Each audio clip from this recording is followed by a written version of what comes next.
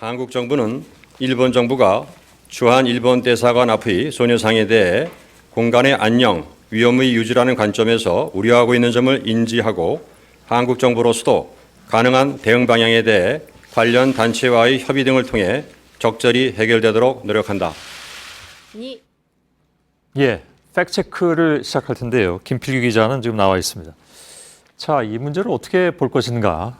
지금 윤병세 외교부 장관의 얘기는 뭔가 담고 있는 뜻이 등등 여러 가지 해석이 좀 오갔습니다. 계속 일본은 이 소녀상의 철거를 요구하고 있습니다.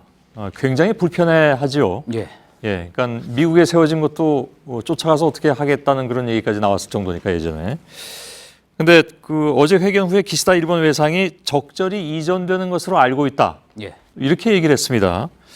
그래서 논란이 더 커진 그런 상황이 됐는데, 글쎄요, 이걸 좀 오늘 좀 제대로 좀 짚어봐야 되겠습니다. 그러니까 이걸 그럼 정부가 옮기겠다고 하면 옮길 수가 있는 것인지, 정부는 옮길 생각을 정말 가지고 있는 것인지 아닌지 이런 내용들이죠. 예, 그렇습니다.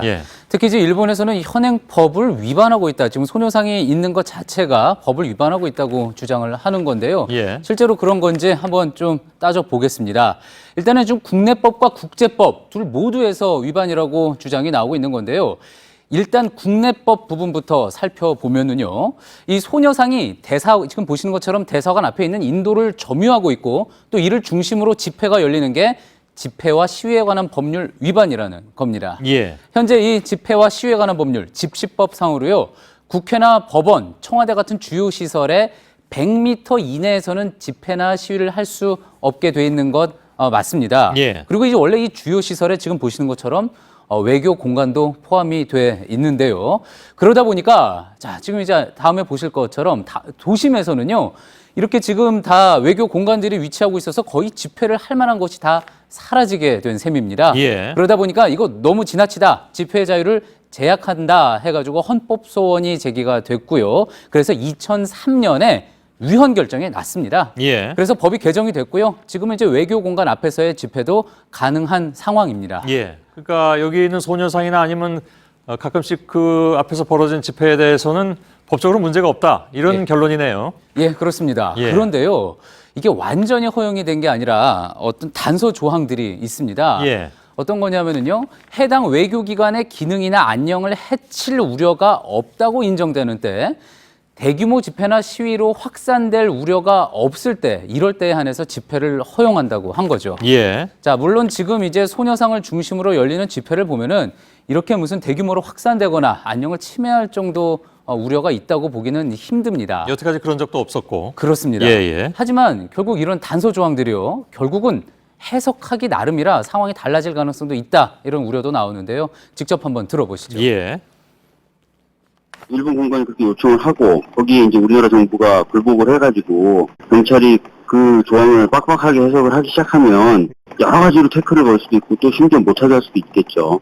실제로 미 대사관 근처라는 이유로 경찰들이 광화문 쪽에 집회를 금지하는 이유 중에 하나로 드는 게 미 대사관 그 경계 100m 내다라는 이유로 많이 금지를 하고 있고.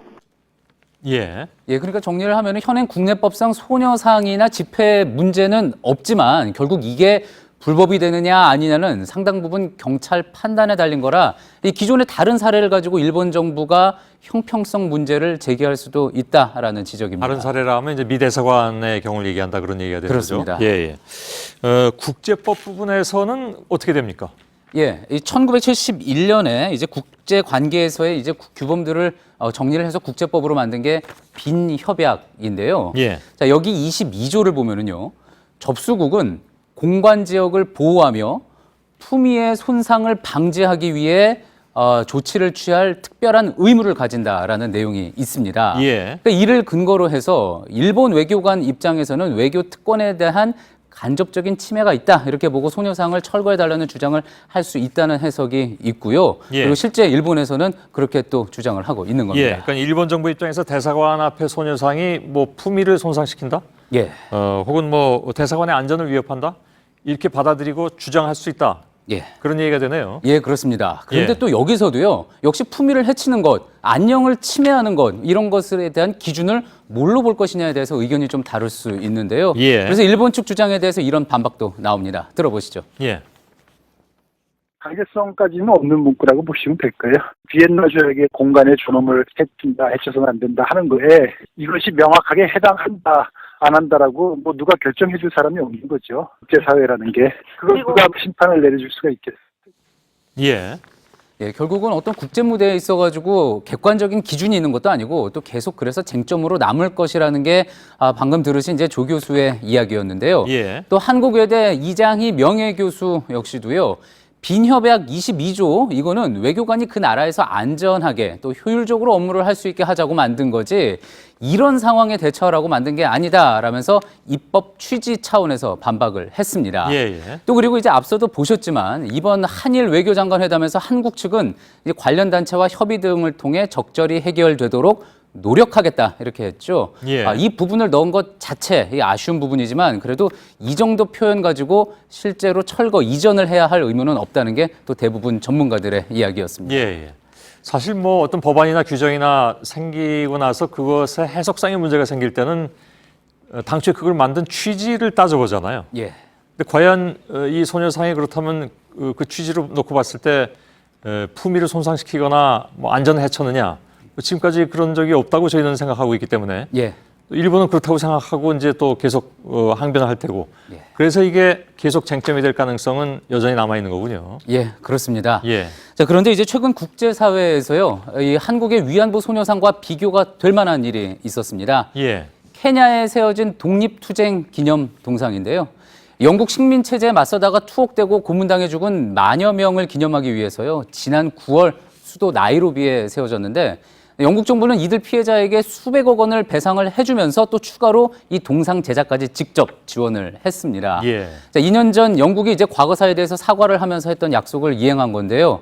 자, 일본은 이번 회담이 최종적 또 불가역적이라고 강조하면서 더 이상 논란이 없기를 바란다고 했죠. 정말 그러고 싶다면요. 이 두 조형물 사이에 과연 어떤 차이가 있는지 고민을 좀 해볼 필요가 있겠습니다. 예. 원론적으로 봐도 진심으로 사과했다면 끝나자마자 합의 끝나자마자 저거 채워달라고 하는 것이 과연 진정성 있는 자세인가? 그건 뭐 누가 봐도 아닌 것 같고요. 예. 팩트체크 김필기 기자였습니다. 수고했습니다.